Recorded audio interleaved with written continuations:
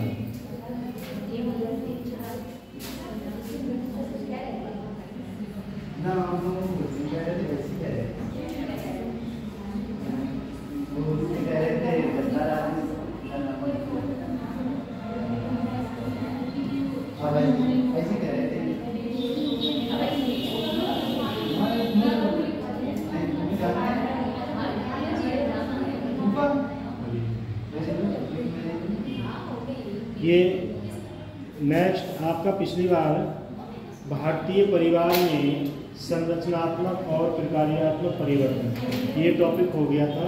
उसके बाद उसमें एकाकी परिवार, नवस्थायी निवास, पुरुष और महिलाओं के बीच संबंधों में परिवर्तन और ये पॉइंट सब हो गए थे।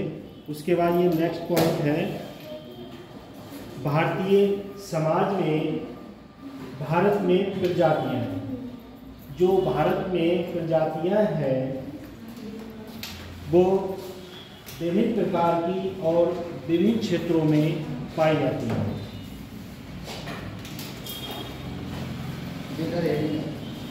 ये हेडिंग है और इसमें लिखेंगे नंबर 1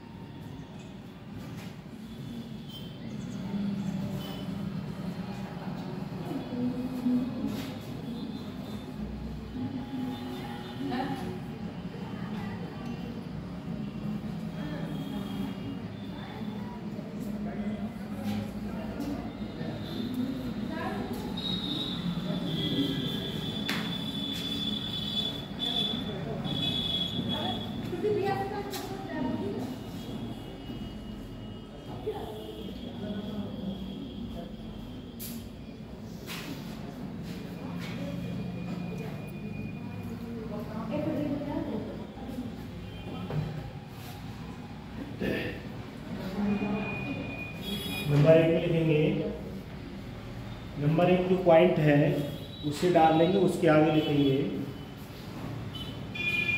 भारत में सबसे पहले आने वाले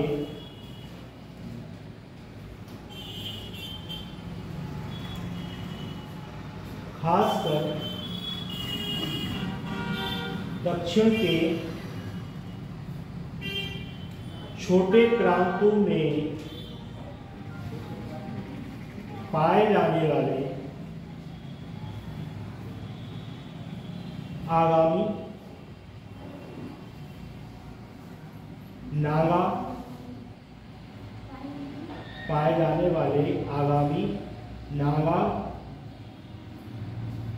राजमहल पहाड़ियों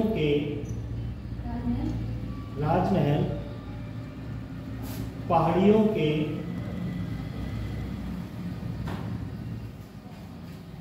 बगाड़ी थे।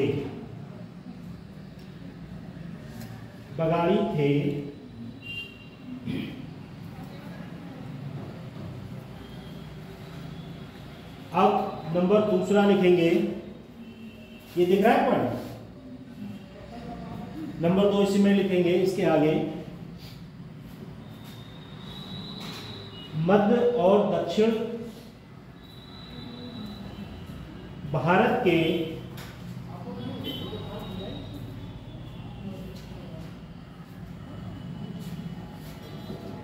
कई अलग अलग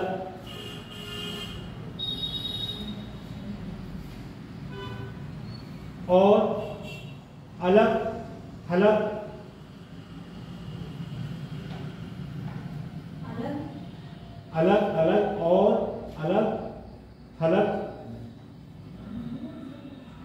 और अर्ध पृथक भागों में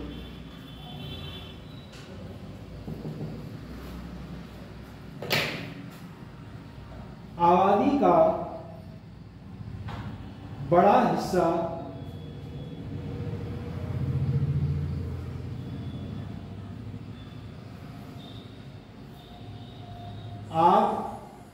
ऑस्ट्रेलियाई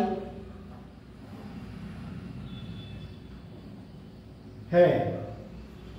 उदाहरण के लिए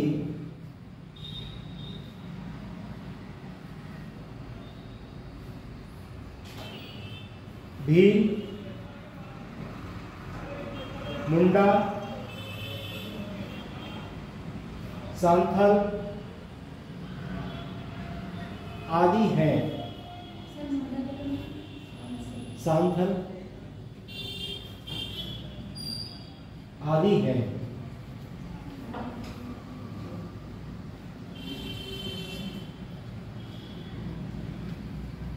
नंबर 3 मंगोलियाई, इसके आगे लिखेंगे ये मुख्य रूप से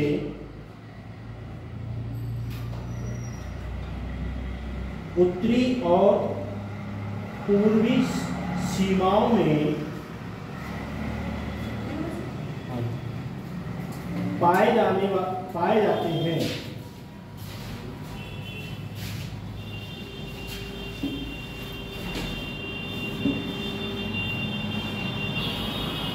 उदाहरण के लिए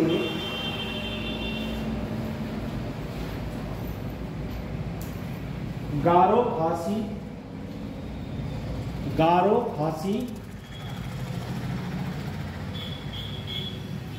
जैंतिया,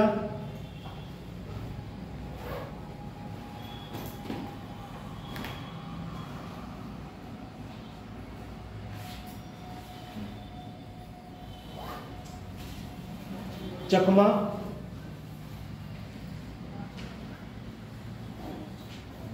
आदि जनजातियां हैं।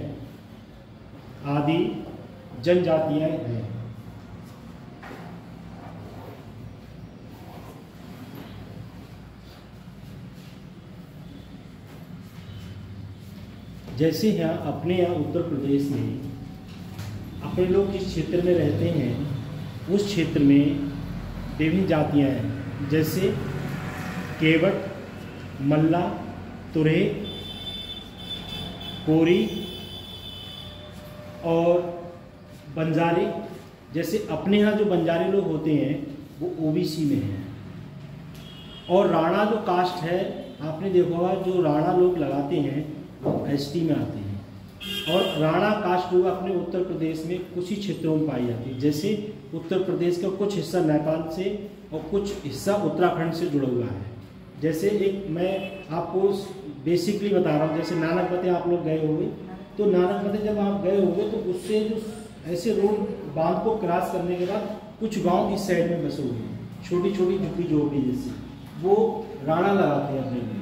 वो बिरादर वहाँ के जो लोग हैं वो जो राणा लगाते हैं वो एसटी में आते हैं। किसी समय एसटी के लोग ढूंढने से नौकरियों में नहीं मिलते थे, एक दौर वो भी था। अब आप किसी भी समुदाय, किसी धर्म को, किसी जाति को देखेंगे तो उसमें सब लोग कहीं ना कहीं किसी न किसी रूप में एजुकेशन को लर्न करे हुए हैं।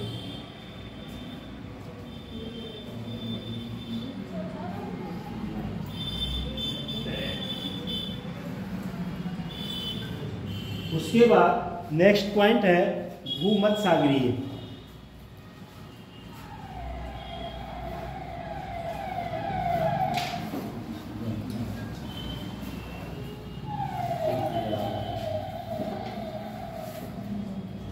भूमध्य सागरीय पॉइंट के आगे लिखेंगे, ये मुख्य रूप से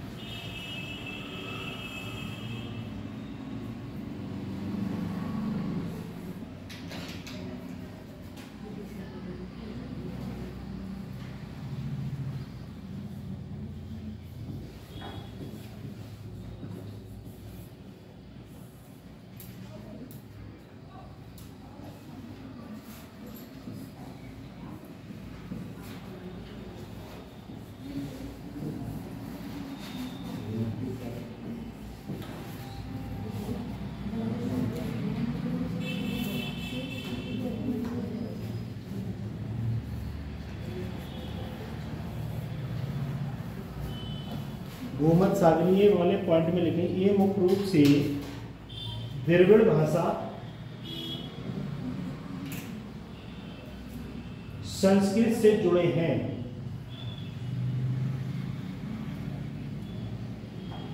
जो भूमध्य क्षेत्र से आए हैं।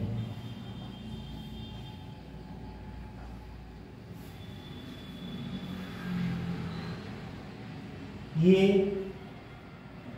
दक्षिण भारत में केंद्रित हैं।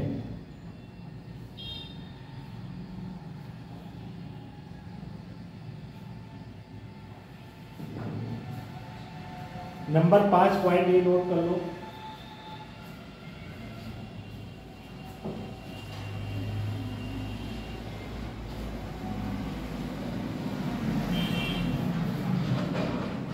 इसके आगे लिखेंगे, ये प्रवासन के अंतिम दौर में आए और ये आर्य भाषा बोलते थे।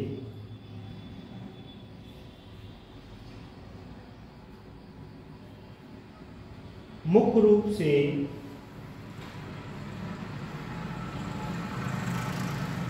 उत्तर और पश्चिमी भाग में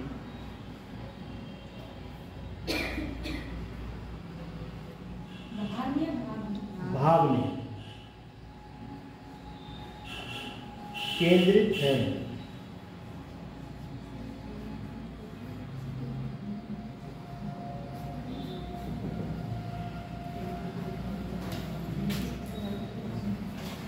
नंबर 6 पॉइंट ये नोट कर लो।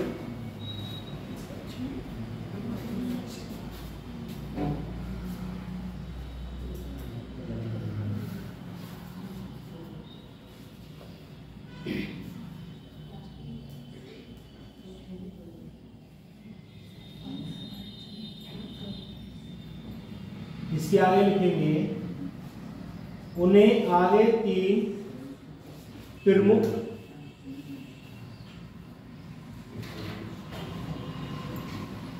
समूहों में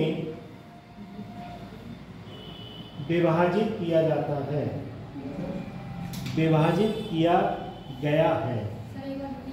अच्छा, अभी नंबर 6 पॉइंट के आगे लिखेंगे उन्हें आगे 3 प्रमुख समूहों में विभाजित किया गया है।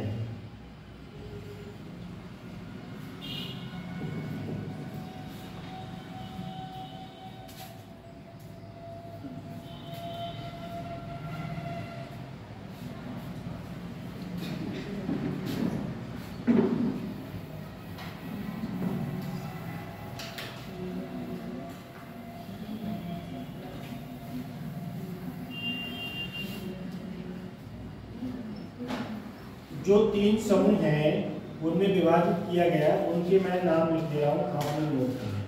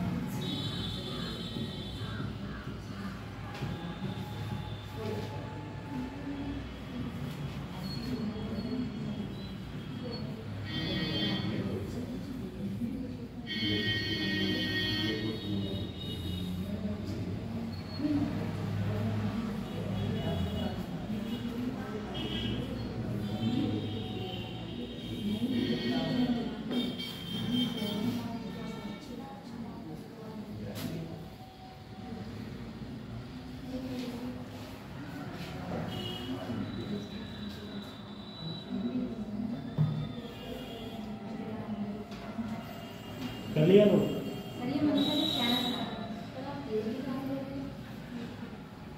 करो ये पेज दी। ये करेंगे क्योंकि ये कर चुके हैं ना। क्या कर चुके हैं? एमए चल रहा है। अपेयरिंग में डाल दो, दिसंबर में आएंगे। एमए कौन सा सेमेस्टर है? किस सब्जेक्ट में करते हो? इंग्लिश से। तो पहले एमए क्लियर करो। नहीं सर, लेट का तभी पड़ जाएगा। लेट क्या तो करना है। बीएससी के बाद डायरेक्टली एग्जाम देके पीएचडी हो जाती है। बीएससी के बाद नहीं मास्टर पीजी नहीं होती है ना। पहले उसके लिए पीजी करना। हाँ, अपेयरिंग में दिखा सकते हो। आप नेट या जेआरएफ करना चाहते हैं तो अप्रैल में डाल सकते हो। नहीं सर, ये कहना चाह रहे हैं आगे से अच्छे कॉलेज से किया होगा तो शायद ये कॉलेज से नहीं होता है। अरे मुझे नहीं पता फिलहाल, मैंने तो करी नहीं। चलो मैं बता रहा हूँ, आप किस यूनिवर्सिटी से एमए करते हैं? एमजेपी से। एमए करने के बाद अगर आप नेट या जेआरएफ क्वालिफाई हैं तो आपका एडमिशन डायरेक्ट होगा, ठीक। और नेट जेआरएफ क्वालिफाई नहीं हो तो आपको एक एंट्रेंस देना पड़ेगा, उस एंट्रेंस को क्वालिफाई करना। और एंट्रेंस क्वालिफाई नहीं कर पा रहे हो तो दोबारा आपको तैयारी करना पड़ेगा। पर नीट, यूपीएससी और नेट ये परीक्षा बहुत हाई लेवल की, इनके लिए बहुत पढ़ना पड़ेगा। क्योंकि मेरे चेहरे पे आपको जो चश्मा दिख रहा है, लॉकडाउन 2020 से पहले चश्मा नहीं था, और किसी किसी की आई साइट पहले ही लो हो जाती है, किसी की आई साइट बाद में लो होती है। और रीज़न क्या रहता है कि सबसे ज़्यादा एक हमारे आप लोगों के बीच आ चुकी ये बीमारी, क्योंकि ये अगर जैसे किसी के पास नहीं होता है तो ये लगता है जैसे पॉकेट में पैसे नहीं। कहीं आप जाओ तो आपके पॉकेट में पैसे नहीं हैं तो आपका चेहरा उजला उजला सा लगेगा और ये लगेगा पैसे नहीं है, अगर कोई ज़रूरत पड़ जाए तो क्या करें। इसी के कारण जो है लोगों ने सोचा कि पैसा लेके लोग चलेंगे तो हो सकता है रास्ते में किसी प्रकार की कोई घटना घट जाए, तो पेटीएम फ़ोन पे बना दिया। मोबाइल में पैसे होना चाहिए। आप किसी भी जनसेवा केंद्र पे या किसी भी शॉप पे जाओगे या किसी से बड़े दुकानदार से मदद ले सकते हो। आपको पहले एमए फाइनल कर लो, उसके बाद जब फाइनल में 3rd सेमेस्टर में हो ना इस बार, तो आप नेट JAR अपना डाल सकते हो। किस कैटेगरी में आते हो? ओबीसी में, जनरल ओबीसी में, तो नेट JAR आप डाल सकते हो। और पर उसके लिए आपको तैयारी करना है। ये एंट्रेंस जून में होगा, उसमें दिसंबर में होगा और जून में होगा। साल में 2 बार होता है और दोनों बार आपको एक मेहनत से तैयारी करना पड़ेगी। और अगर फर्स्ट पेपर, बेटा बात मत करो, फर्स्ट पेपर अगर क्रॉस हो गया तो सेकंड पेपर आपका होगा सब्जेक्टिव, जिसमें आप मास्टर हो। आपको पता होना चाहिए कि इंग्लिश के बारे में पूर्ण ज्ञान आपको होगा, तब पेपर क्रॉस कर पाओगे। ठीक है, क्योंकि जब पेपर बनाने वाला ऐसा परिदृश्य अपनाता है, अब जो क्वेश्चन पूछे जा रहे हैं जो भी परीक्षा में, वो डीपली पूछे जाते हैं। और डीपली क्वेश्चन वो व्यक्ति पास कर सकता है पेपर जिसने पूरा सिलेबस पढ़ा हो। ऐसा नहीं गेस्ट पेपर ले लिया, एमए कर लिया, बात खत्म हो गई। अब आपसे पूछने लगा उसमें विलियम शेक्सपियर का जन्म कब हुआ और मृत्यु कब हुई, है इंग्लिश में विलियम शेक्सपियर?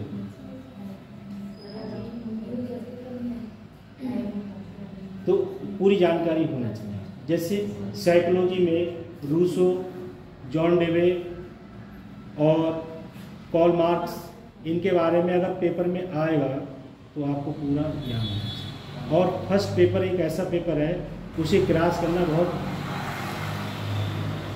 कर रही है, और व्यक्ति से बड़ी कोई चीज़ नहीं है दुनिया के अंदर।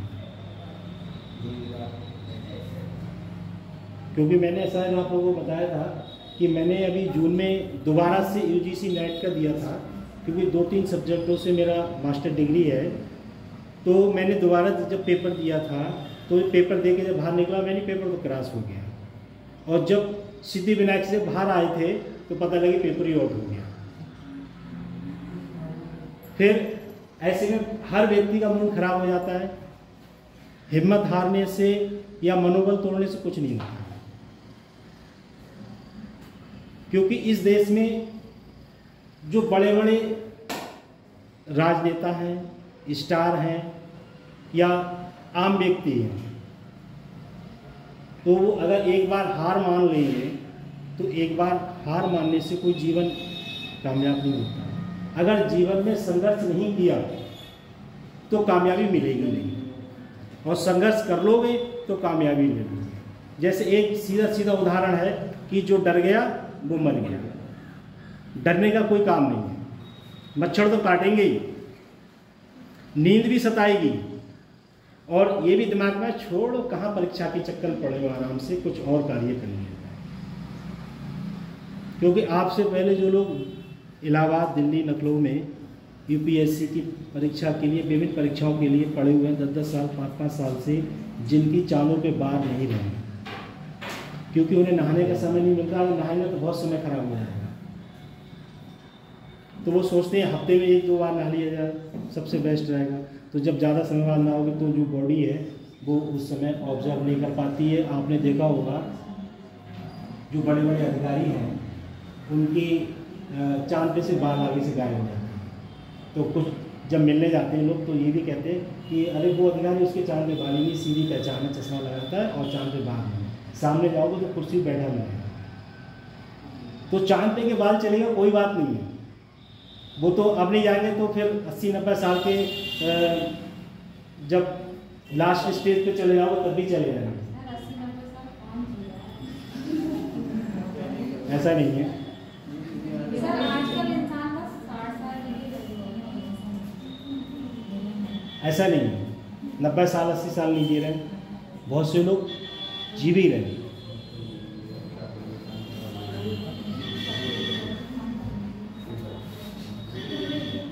चलो बातें बतेरी हो गई। ये जो 3 मैंने आपको बताई थी प्रमुख समूह में विभाजित हुई है। तो आपके लिए ये पूरी जानकारी होना चाहिए कि गारो, खासी, जैंतिया, चकमा जो जातियां हैं वो किस क्षेत्र में पाई जाती हैं। जैसे अपने बरेली मंडल में पीलीभीत, शाहजहानपुर, बदायूं और बरेली, ये 4 जिलों के लिए मिला के एक बरेली मंडल बनाया गया है और उसका मेन ऑफिस बरेली में कमिश्नरी घोषित किया गया है। तो कमिश्नरी घोषित किया गया है, उसमें इतने क्षेत्र में जो जातियां हैं वो गुर्जर हैं, पाल हैं, गढ़रिया हैं, गंगवार हैं, मौर्य हैं, तुरे हैं, कश्यप हैं, धीमर हैं, ये क्या है जातियां हैं। और इनका सबका धर्म क्या है, हिंदू धर्म है। ऐसे ही जैसे जैसे जो क्षेत्र होते हैं वैसे वैसे क्षेत्र में जातियाँ, विभिन्न प्रकार की जातियाँ पाई जाती हैं। जैसे आप लोग चले जाओ उत्तराखंड में, तो उत्तराखंड में आपको राघव मिलेंगे, शाह मिलेंगे और विभिन्न जातियाँ मिलेंगी। और उसमें उत्तराखंड में एक कुमायूं मिलेंगे, एक गढ़वाली मिलेंगे। तो कुमायूं का व्यक्ति जो मिलेगा उसकी बोलने का जो लैंग्वेज है वो कुछ और टाइप की होगी और जो गढ़वाली होगा उसकी कुछ अलग टाइप की होगी।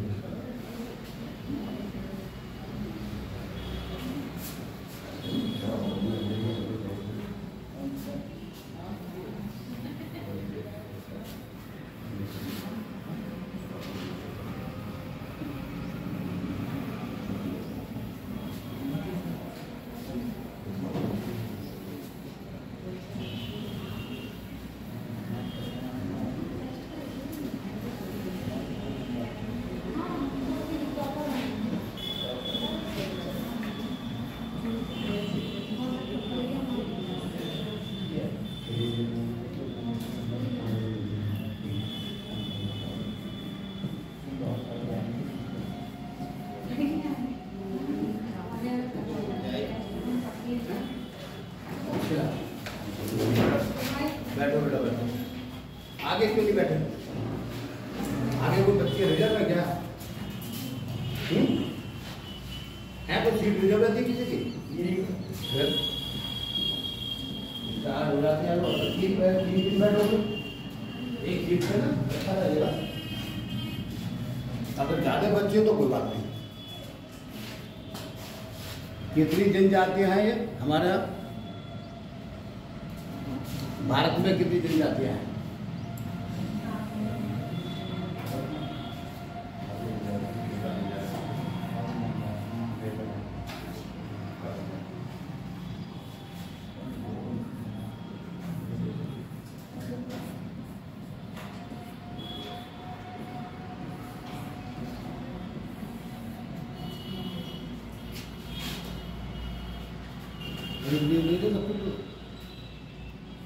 ये आता ना आप साफ साफ? हाँ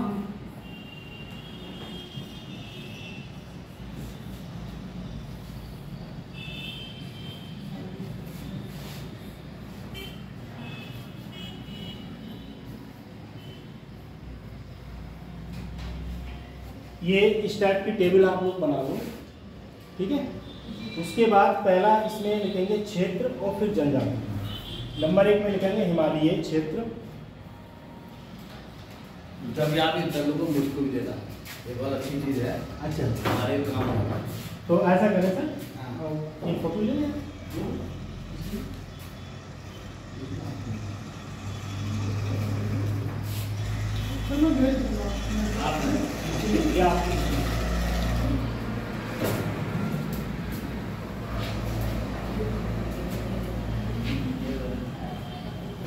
देखो ये टेबल आप लोग बनाओगे तो मैं एक आपको टॉपिक बताऊंगा, जैसे आईएएस अधिकारी हैं, पीसीएस है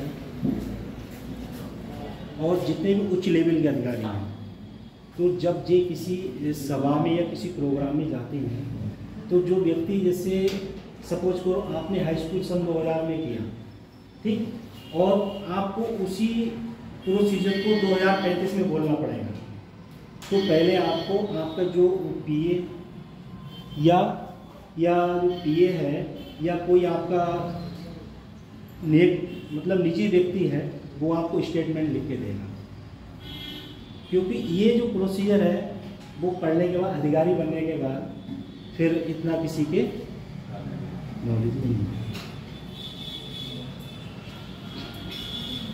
क्योंकि जो सेंट्रल गवर्नमेंट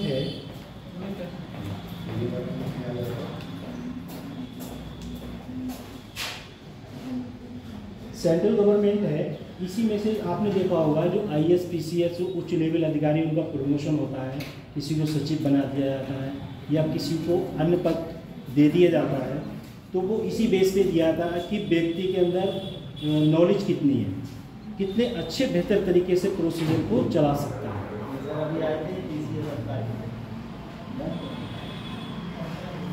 तो इसी वजह से मैं बता रहा हूँ, मैं लिख दे रहा हूँ, ठीक है, क्यों लिखने से ज़्यादा बढ़िया है।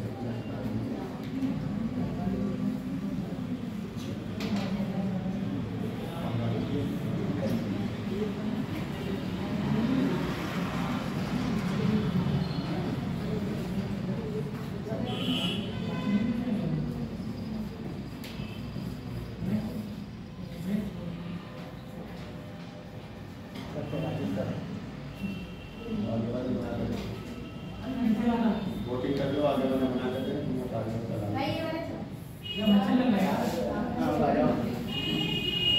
क्या हुआ?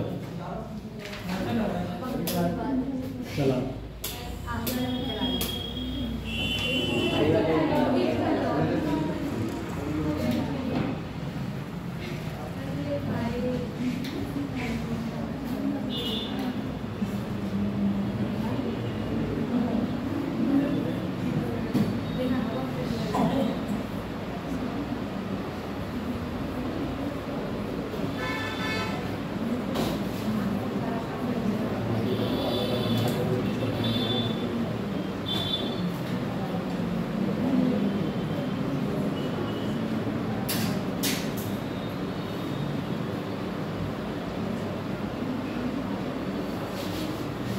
कुछ बच्चों को ठंड लगने लगेगी, कम कम पीछे वालों के लिए चलने दो, क्यों हो गए आवश्यकता कम हो गई।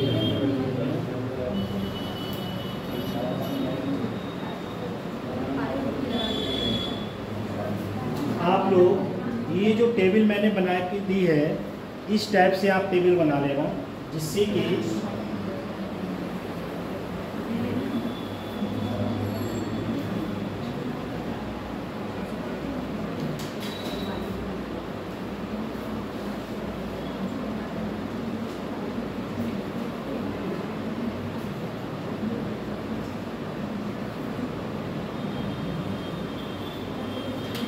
अब नेक्स्ट पॉइंट लिखेंगे इसके नीचे,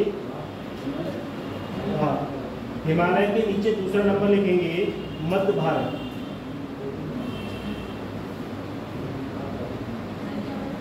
मध्य भारत,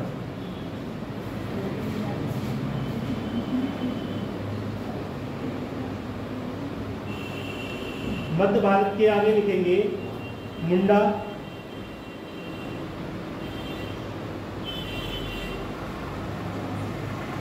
सांथल, सांथाल आदि अब क्षेत्र वाले कॉलम में लिखेंगे पश्चिमी भारत।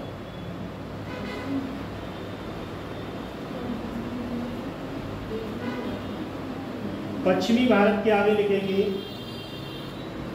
भील,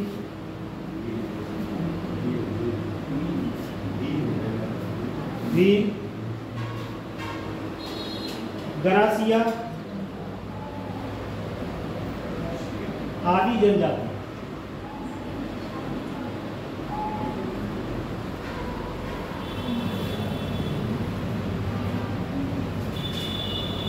ये नोट कर लिया आप लोगों ने?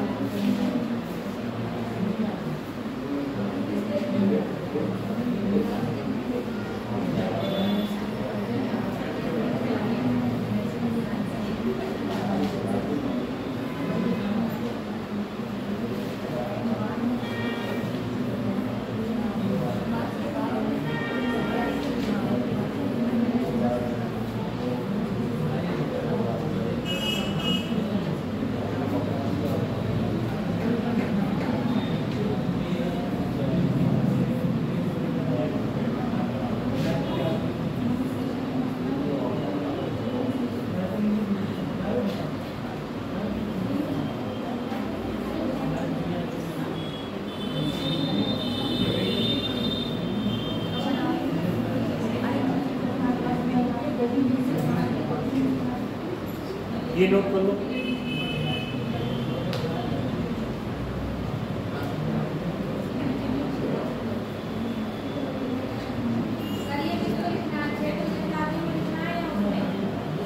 ये हेडिंग लिखना है आपको इतना क्षेत्र वाले में, ठीक है।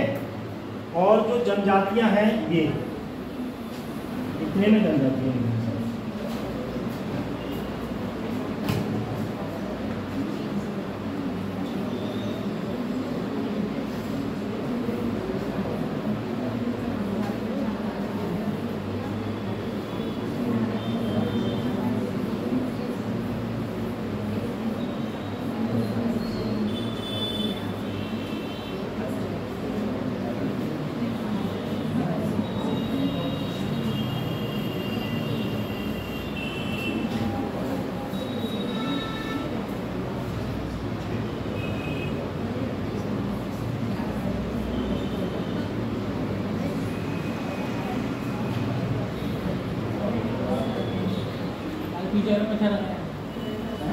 पीछे वालों को अच्छा लगता है, काटते हैं।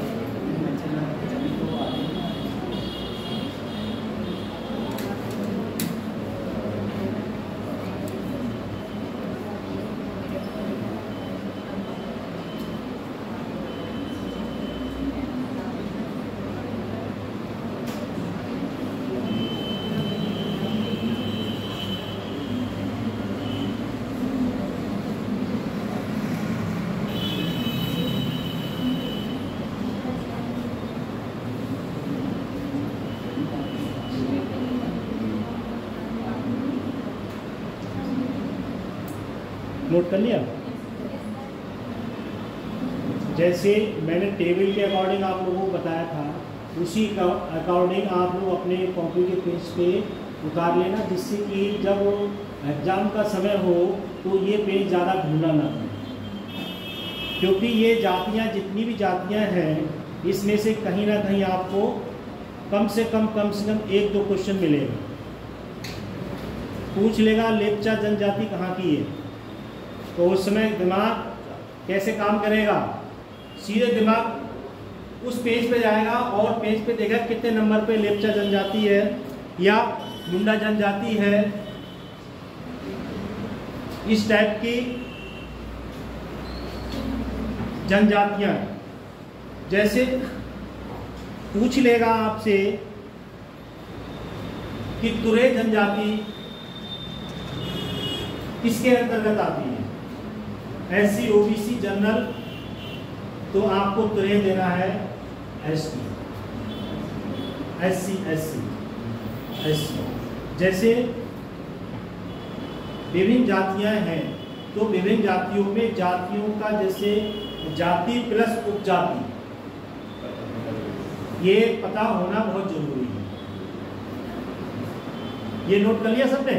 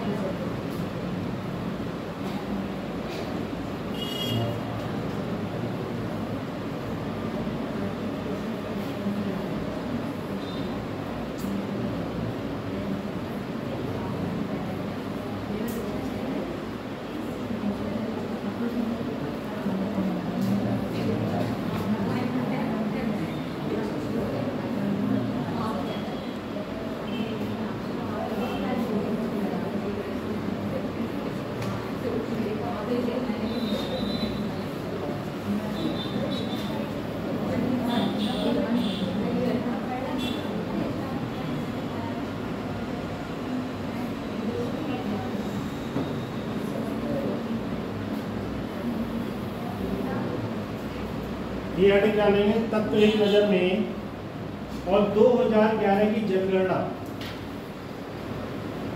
क्योंकि इस बार राज्य सरकार केंद्र सरकार ने जो प्रोसीजर अपनाया है वो पूरा 2011 की जनगणना को अपना लिया। उसी के अकॉर्डिंग उन्होंने जो चुनावी प्रक्रिया है इसको अपनाया। जहां पिछली बार जनरल कैटेगरी में सीट थी, इस बार ओबीसी दे दी, और जहां ओबीसी थी वहां एससी दे दी। और जिन लोगों ने पहले से अपना दमखम पैसा खर्च कर लिया और पैसा खर्च करने के बाद पूरा सत्ता को अपनाने की प्रोसीजर अपना लिया, लास्ट में पता लगी कि उनकी सीटी नहीं, सीटी चेंज है। अब उस प्रोसीजर में जो व्यक्ति चालाक होता है, पैसे वाला होता है, विवेकशील होता है, वो उठा के क्या करता है, अपने परिवार में कोई व्यक्ति ऐसा रखता है जो चालाक व्यक्ति होता है कि तुरंत एससी में आए, चाहे एसटी में आए, ओबीसी में आए, तुरंत अपने बेटे की शादी उठा के एससी वाले से कर लेते हैं और दावेदार हो जाते हैं। जैसे पीलीभीत में पिछली बार हुआ था, आप जानते होंगे, पूरनपुर विधानसभा से एक जनप्रतिनिधि है जिनका नाम प्रीतम राम विधायक जी है, वो इस दुनिया में इस समय नहीं है, वो चले गए दुनिया छोड़ के। पर उनका बेटा है महेंद्र, उन्होंने सोचा कि अब भाई विधायक भी बनना है और जिला पंचायत अध्यक्ष भी बनना है, तो मौका गंवाना नहीं चाहिए। MBBS डॉक्टर है वो, उनकी पोस्टिंग शाहजहाँपुर में फुटार में है और CSC पे डॉक्टर है। और उसके साथ साथ जो ऑपरेशन डेड बॉडी को ऑपरेट करते हैं वो डॉक्टर है। तो ऐसा प्रोसीजर वही व्यक्ति अपनाते हैं जो इस चीज को बना के रखते हैं।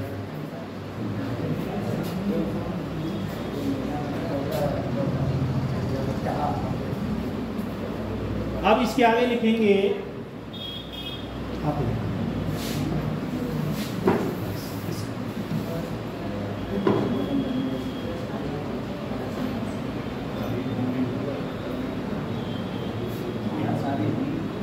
इसी के आगे लिखेंगे 2011 की जनगणना के अनुसार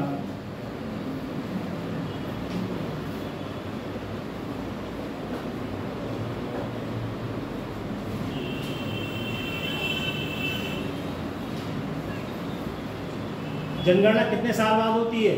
10 साल 10 साल बाद। 2011 में जब हुई थी उसके बाद 21 में होना चाहिए, और 21 में ऐसी परिस्थिति आ गई कोई किसी के घर जाने को तैयार नहीं था, तो सरकार ने 2022 से इसने जनगणना का प्रोसीजर को अपनाया था। 2011 की जनगणना के अनुसार आदिवासी भारत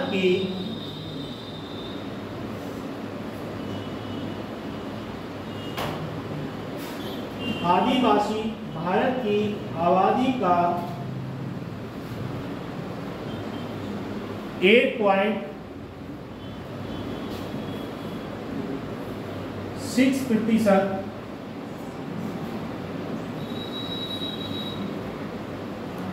हिस्सा है। ये नंबर 1 करके लिखना, ठीक है, जल्दी समझ में आ जाएगा और पॉइंट सही रहेगा। 8.6, ठीक है। अब आपको 4 ऑप्शन देगा ABCD, और 4 ऑप्शन में दे देगा 8.5, 8.6, 8.7, 8.9। अब आप 8.6 पढ़े होगे तो तुरंत आपकी जो दृष्टि है वो कितनी नहीं भागेगी, सीधे 8.6 पे जाएगी। और जब 6 आएगा तो पूरे क्वेश्चन को भी पढ़ने का मन नहीं लगेगा, और सीधे कहोगे ये क्वेश्चन आंसर सर ने पढ़ाया। उसके बाद नंबर 2, भारत में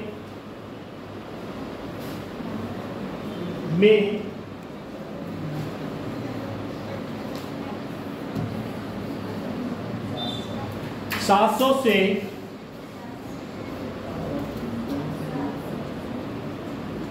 अधिक आदिवासी समूह हैं।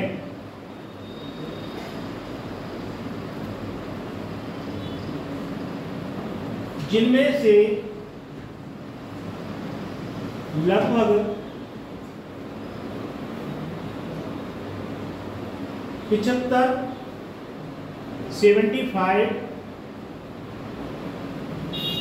विशेष रूप से कमजोर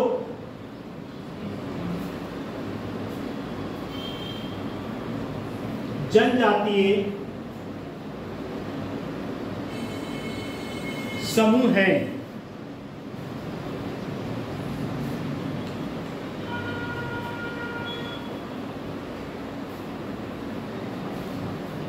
लिख लिया। अब जो आपने पहला पॉइंट लिखा है 2011, उसके नीचे डैश लगाओ। उसके बाद इसी लाइन में आगे है आदिवासी भारत की आबादी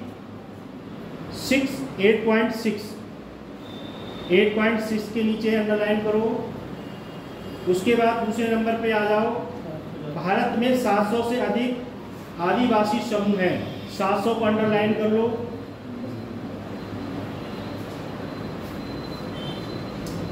और उसमें ये लिखा है 75 विशेष रूप से कमजोर जनजातियां हैं, 75, उसे अंडरलाइन करना। नंबर 3, भी भारत का सबसे बड़ा आदिवासी समूह है।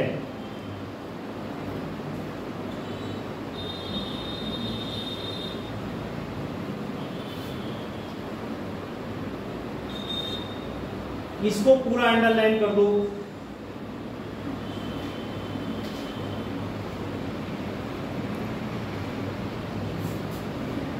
नंबर 4, उड़ीसा में सबसे अधिक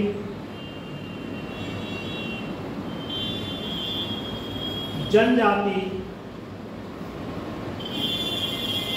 समुदाय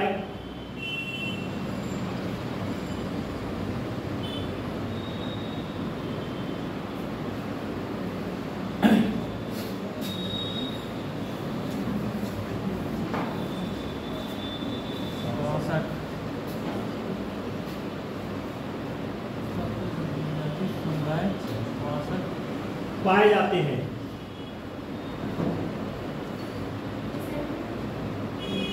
नोट कर लिया। उसके बाद नेक्स्ट पॉइंट है 5 अगस्त को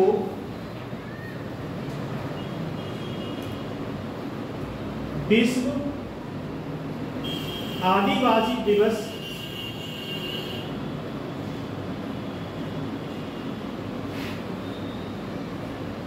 मनाया जाता है। या विश्व स्वदेशी लोगों का अंतर्राष्ट्रीय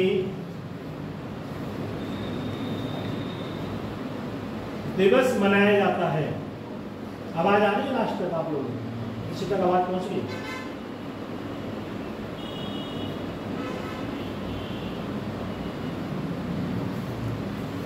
जो 9 अगस्त है इसको अंडरलाइन करो नीचे इसके 9 अगस्त। 5 अगस्त बोला। क्या पॉइंट लिखा आपने बता दो? 5 अगस्त को विश्व आदिवासी दिवस और विश्व स्वदेशी दिवस मनाया जाता है। ऐसा करो 5 की जगह 9 करो। मैं पर्यावरण दिवस 5 जून पे पहुंच गया, मुझे कोई निकल गया ध्यान से। 9 करो।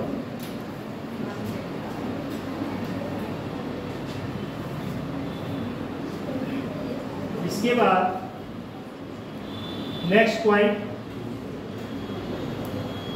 15 नवंबर को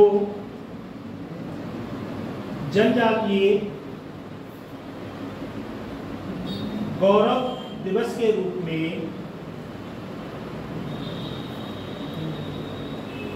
मनाया जाता है।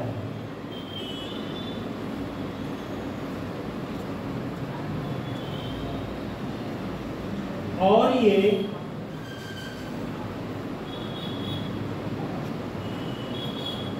बिरसा मुंडा की जयंती भी है।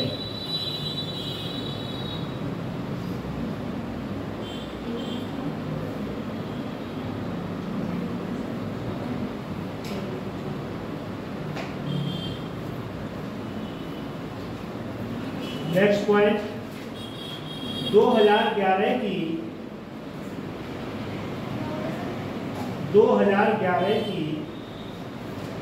सामाजिक आर्थिक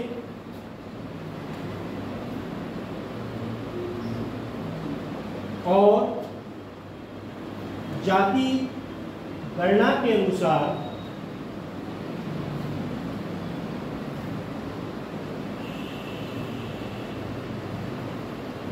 भारत में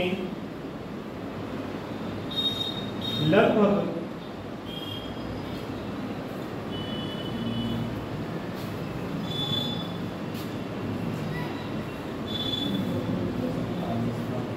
45% आदिवासी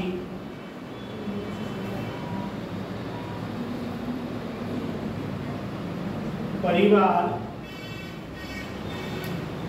गरीबी रेखा से नीचे है।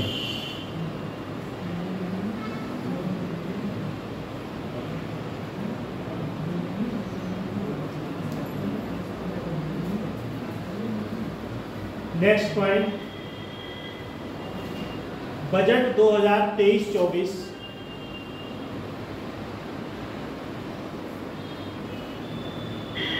में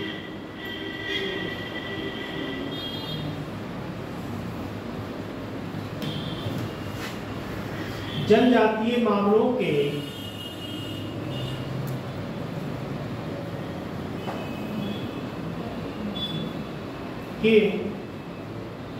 मंत्रालय के लिए कुल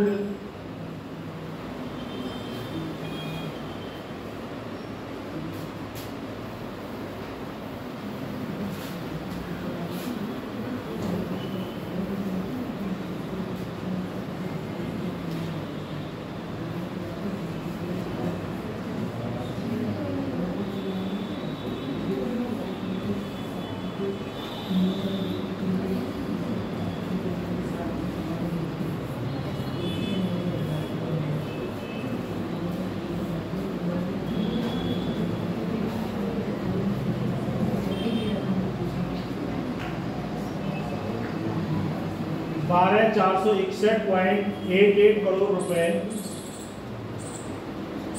व्यय किया है।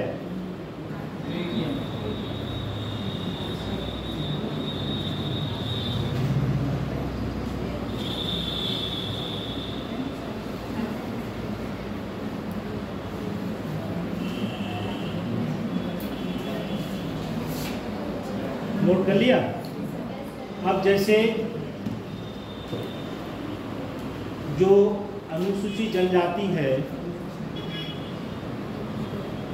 विभिन्न प्रकार की जातियां हैं, जैसे जनरल, ओबीसी, एससी, एसटी, ठीक। उसमें कुछ लोग जो हैं उससे भी नीचे हैं। जैसे कोई व्यक्ति पक्के मकान में रहता है और उसकी छत पक्की है, लिंटर पड़ा है, तो वो जनरल में आएगा क्योंकि उसका घर पक्का है। और ओबीसी में अगर कोई व्यक्ति आ रहा है तो वो पिछड़ी जाति के अंतर्गत आएगा, और एससी में आएगा तो अनुसूचित जनजाति, और एसटी, एससी। अब जैसे मैं एक आपको उदाहरण बता रहा हूँ, जैसे कुछ बच्चे इसमें से एक बच्चे ग्रामीण परिवेश से होंगे तो वो तुरंत समझ जाएंगे। जैसे सरकार ने 2011 की जनगणना में एक निकाला था कि जो व्यक्ति जनरल में है उनका राशन कार्ड पीला होगा, और जो ओबीसी में है उनका लाल होगा, और जो ज़्यादा पिछड़े हैं उनका सफ़ेद होगा, और उनसे भी पिछड़े हैं तो उनका हरा राशन कार्ड होगा। जैसे सर आपको दो ही रहेगा। अब तो कोई बात ही नहीं है, क्योंकि अब वो प्रोसीजर ख़त्म हो गया कि आप का राशन कार्ड है तो 1 यूनिट पे 5 किलो राशन ले सकते हो। नहीं सर, दो है इसमें, एक अंत्योदय है, एक बता वो अंत्योदय है, जैसे APL, BPL, तो उसमें अंत्योदय वाला जो है उस व्यक्ति को चाहे 1 पर्सन है उसका राशन कार्ड बना है, उसको 35 किलो गल्ला मिला। ठीक है, मिलता है, चीनी भी मिलती है। ये कह रहे हैं चीनी भी मिलती है। हो सकता है सुबह सुबह गर्मी के मौसम में शरबत भी बना के पी के आते हैं। मिलता है गल्ला?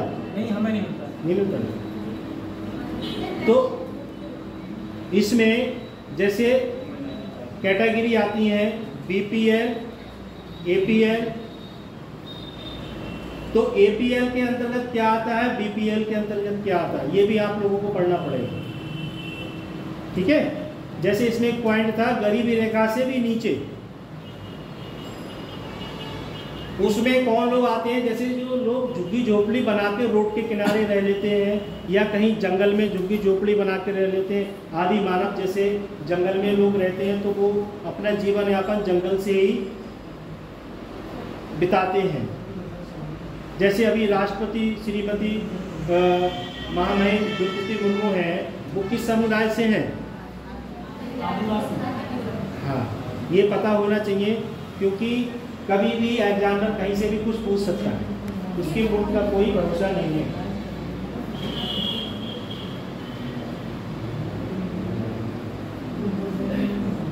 ये सब नोट हो गया। अब नेक्स्ट पॉइंट डालो,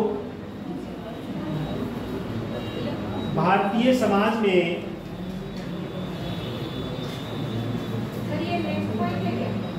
ये तो हो गया, जो मैं जातियां लिखवा रहा ये हो गया। अब जो अनुच्छेद हैं वो चालू हो गए। अनुच्छेद, अब नेक्स्ट पॉइंट डालो, संवैधानिक प्रावधान। संवैधानिक प्रावधान, उसमें नंबर 1 में लिखेंगे अनुच्छेद 242।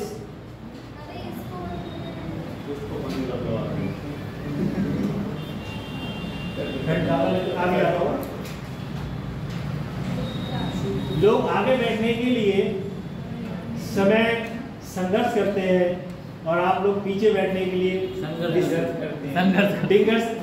संघर्ष कर रहे हो, डिस्कस कर रहे हो कि चलाओ या मत चलाओ।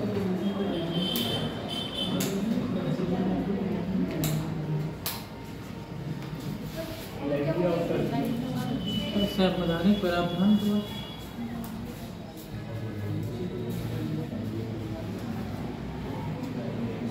संवैधानिक प्रावधान अनुच्छेद 242 अनुच्छेद 242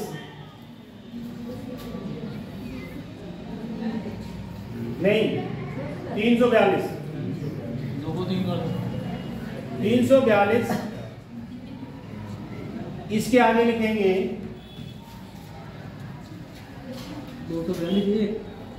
342 एक 242 में लिखेंगे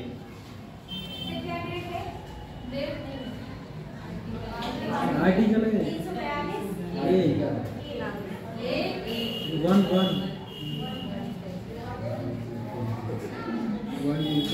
इसके आगे लिखेंगे राष्ट्रपति किसी राज्य या संघ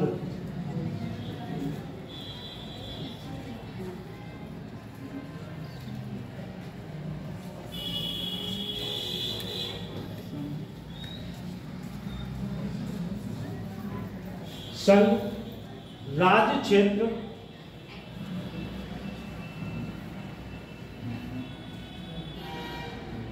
के संबंध में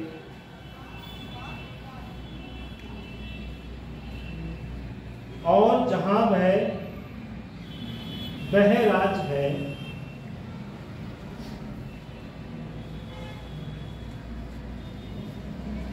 वहां उसके राज्यपाल से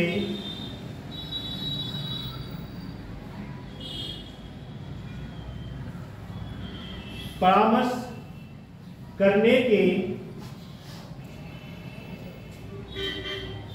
पश्चात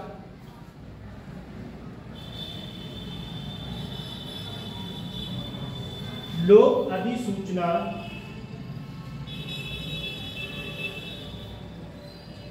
द्वारा उन जनजातियों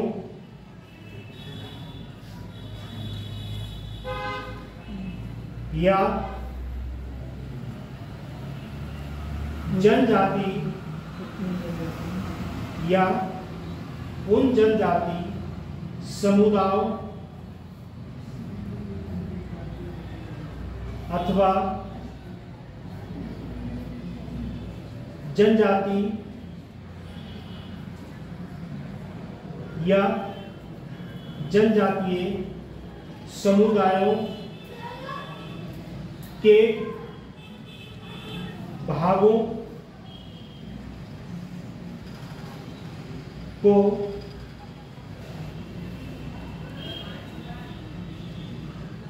विनिर्दिष्ट कर सकेंगे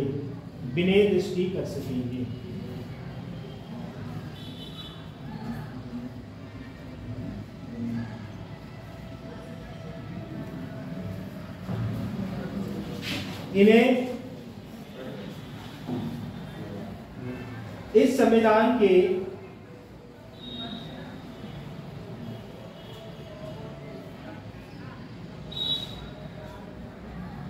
प्रियजनों के लिए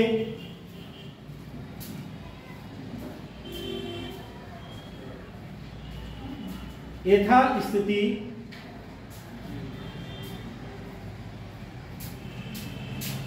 और उस राज्य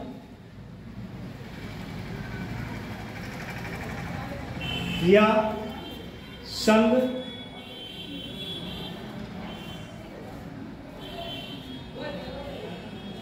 राज्य क्षेत्र के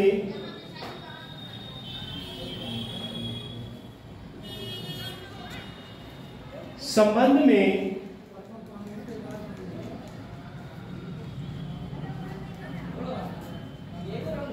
अनुसूचित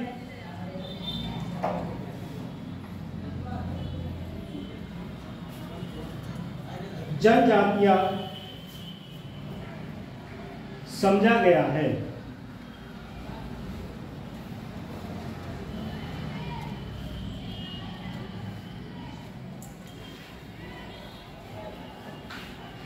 नेक्स्ट पॉइंट लिखेंगे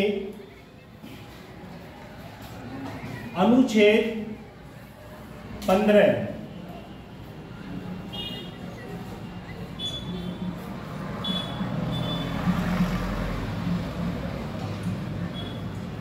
अनुच्छेद 15 के आगे लिखेंगे केवल धर्म,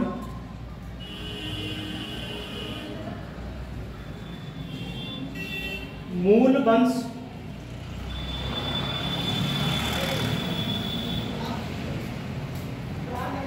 जाति,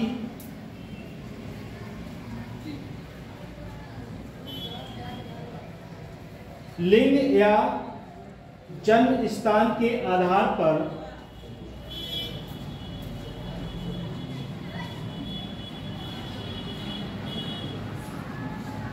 भेदभाव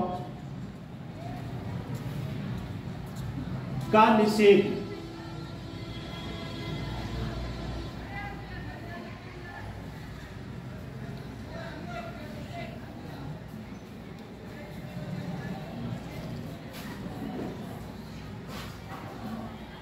अनुच्छेद 16 नहीं, नेक्स्ट पॉइंट।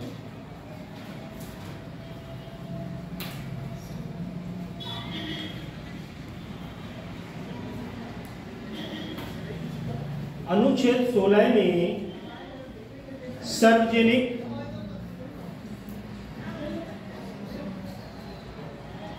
रोजगार के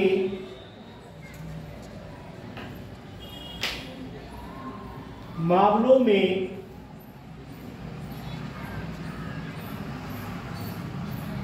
अवसर की समानता,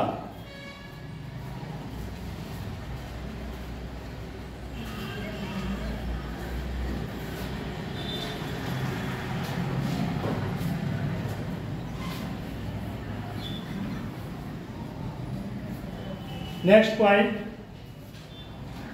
अनुच्छेद 46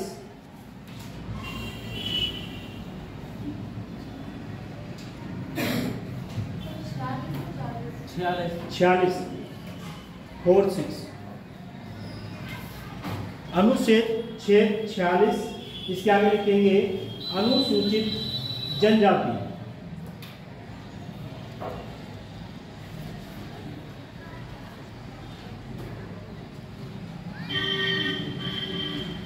कामा अनुसूचित जनजाति और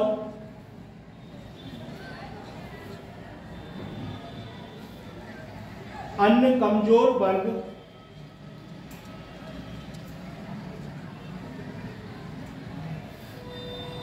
के शैक्षिक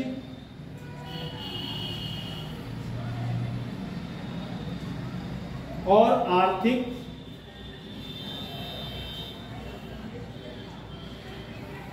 हितों को बढ़ावा देना।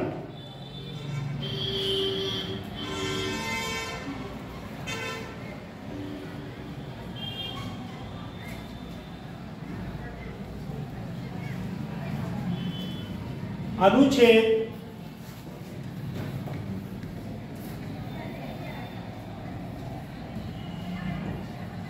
345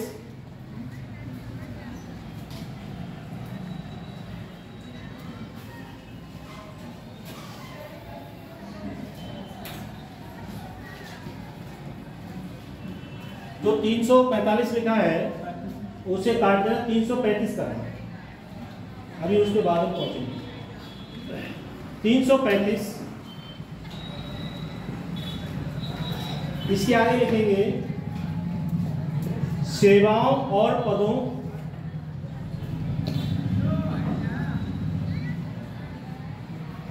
के लिए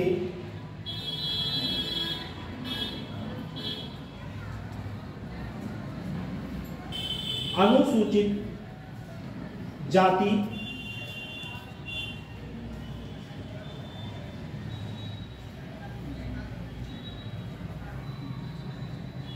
और अनुसूचित जनजाति के दावे।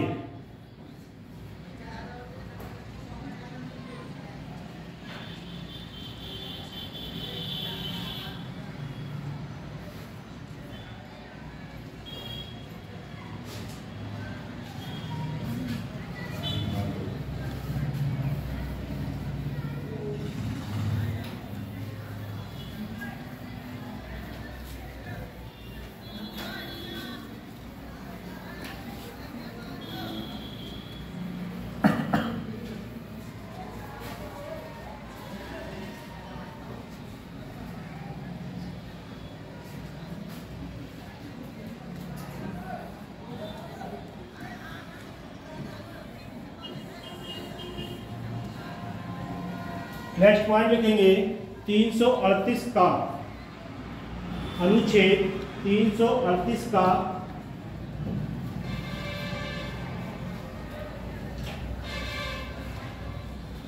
राष्ट्रीय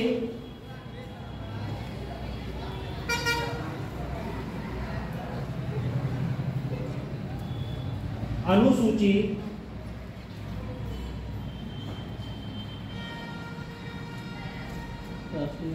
अनुसूचित जनजाति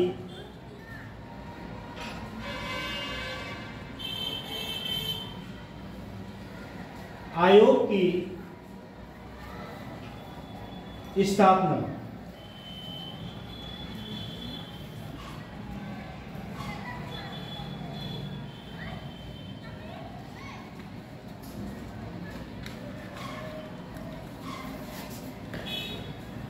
नेक्स्ट पॉइंट इसके नीचे लिखेंगे 5वीं और 6ठी अनुसूची, 5वीं और 6वीं अनुसूची।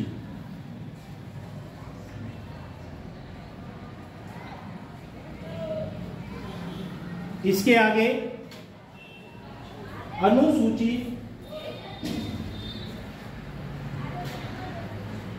और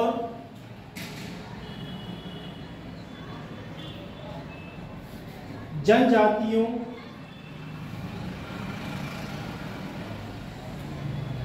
क्षेत्रों का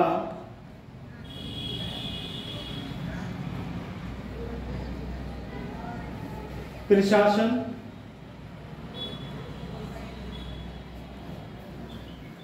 और नियंत्रण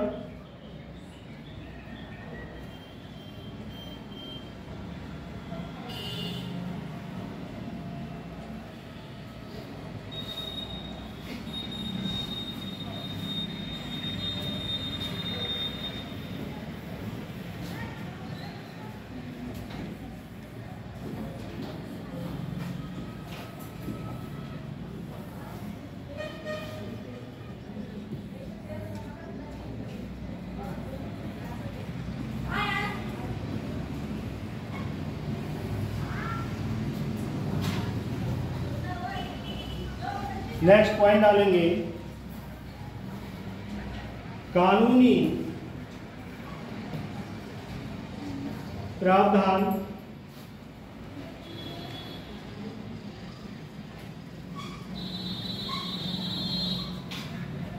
इसके नीचे नंबर 1 अप्रस्तुता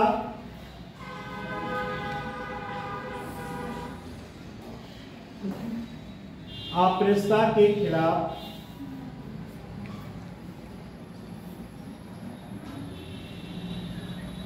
नागरिक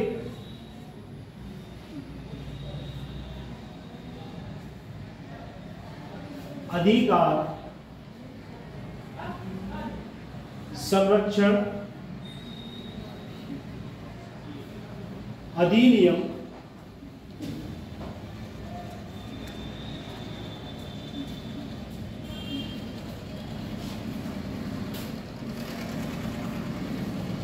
1955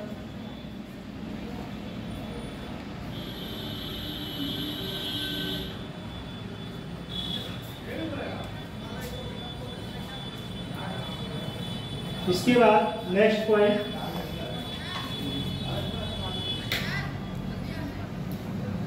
अनुसूचित जाति और अनुसूचित जनजाति।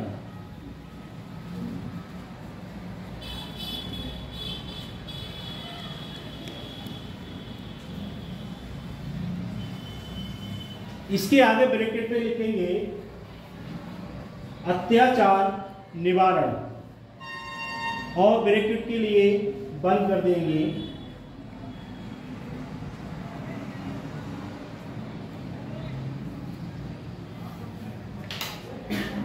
अब इसके आगे लिखेंगे अधिनियम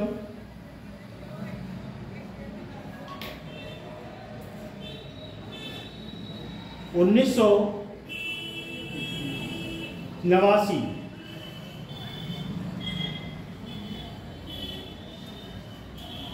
अनुसूचित जाति और अनुसूचित जनजाति के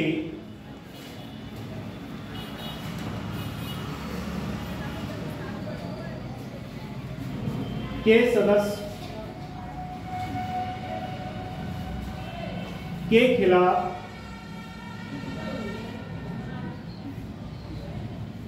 अत्याचार के अपराध को रोकने के लिए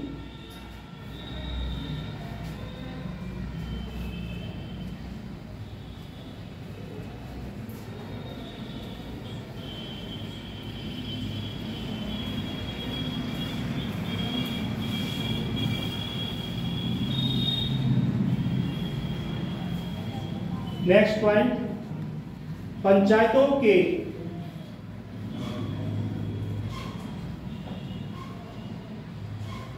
प्रावधान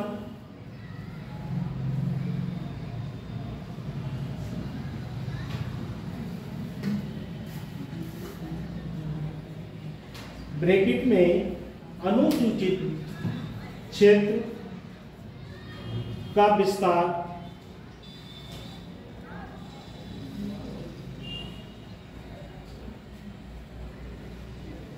अधिनियम क्षेत्र का विस्तार 1996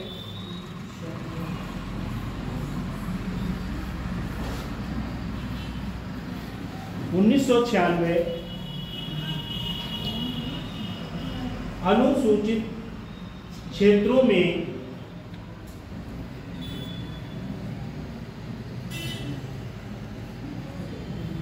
पंचायतों से संबंधित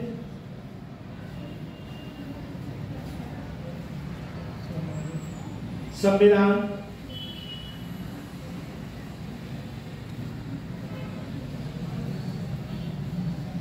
के भाग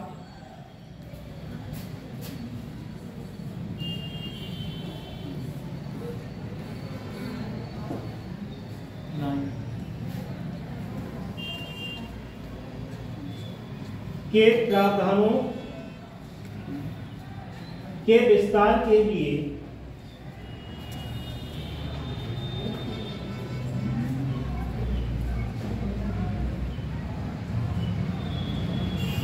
प्रावधान करने के लिए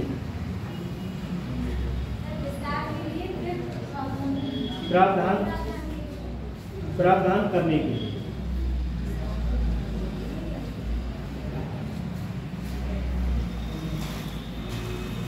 नेक्स्ट पॉइंट है इसी में अनुसूचित जनजाति और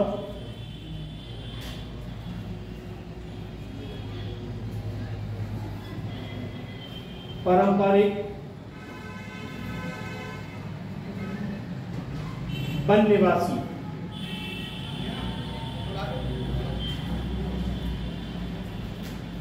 ब्रैकेट में लिख लेंगे वन अधिकारों की मान्यता।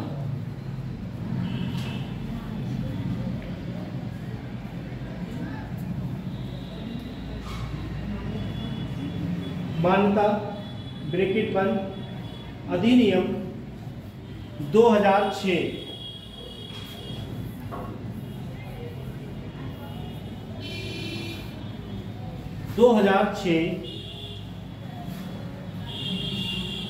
में वन में रहने वाले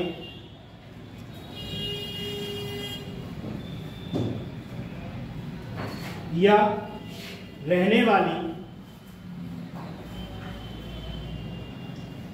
अनुसूचित जनजातियों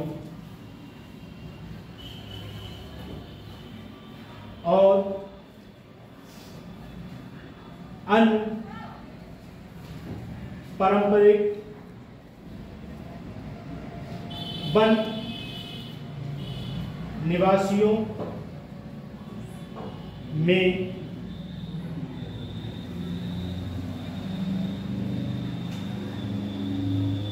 वन अधिकारों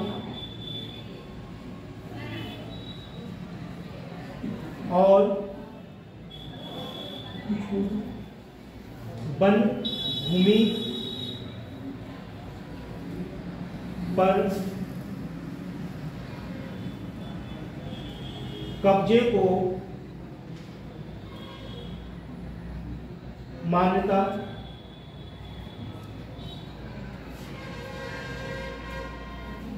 व अधिकार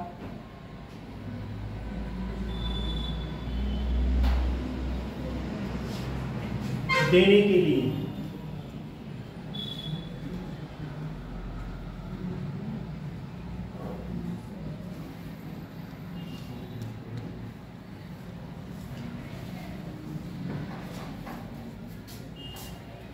इसमें पॉइंट मैंने आपको लिखवाया था,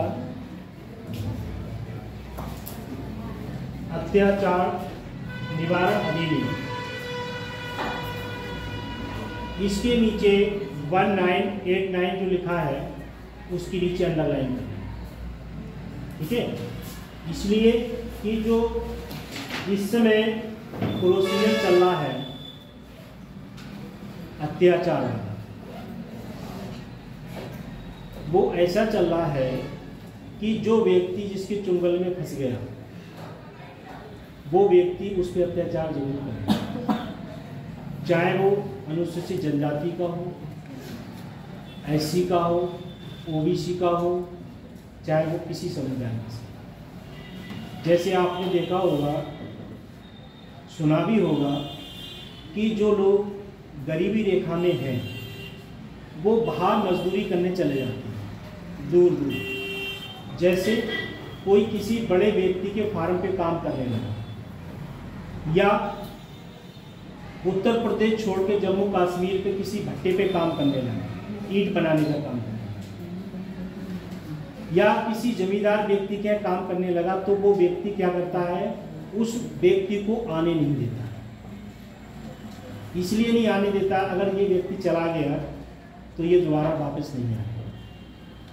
जैसे आप लोगों में से कुछ बच्चे ट्रेन में जाते होंगे लखनऊ वगैरह, दिल्ली वगैरह, तो देखते होंगे जो बिहार की जनसंख्या है, बिहार के लोग हैं, वो ट्रेन में बाहर काम करने जाते हैं, यूपी के भी जाते हैं।